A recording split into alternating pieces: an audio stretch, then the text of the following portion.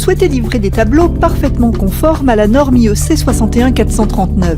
Savez-vous que désormais le test diélectrique est obligatoire pour tous les tableaux supérieurs à 250 ampères?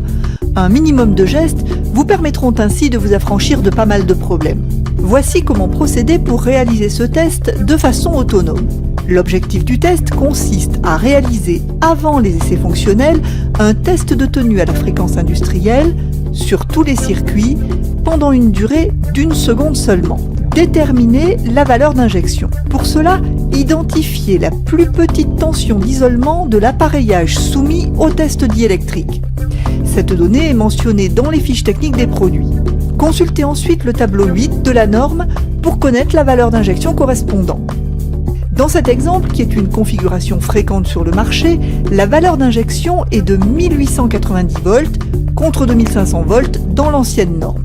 Deuxième étape, préparer l'équipement à tester. Celui-ci doit être finalisé au maximum et comporter les portes, panneaux latéraux, plastrons, écrans, etc. Préparez également les outils nécessaires à la réalisation du test, cordon, pince crocodile, diélectrimètre.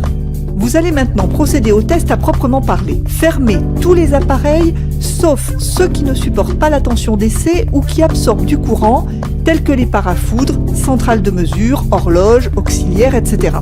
Branchez les câbles.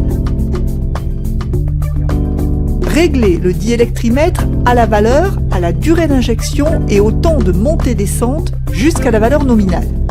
Réglez également la valeur de défaut. Appliquez la tension entre chaque circuit et l'ensemble des autres circuits reliant entre eux et aux masses du tableau. Comment savoir si le test est réussi? Tout simplement si l'on n'observe ni phénomène de claquage, ni décharge disruptive. Dans ce cas, il ne vous reste qu'à enregistrer le résultat sur le procès-verbal et, pour la traçabilité du test, à indiquer la référence de l'outil utilisé. Si en revanche le test provoque un arc ou un bruit de claquage, votre tableau comporte un défaut. Vous devez alors rechercher la cause du défaut, reprendre la partie du tableau concerné et refaire le test.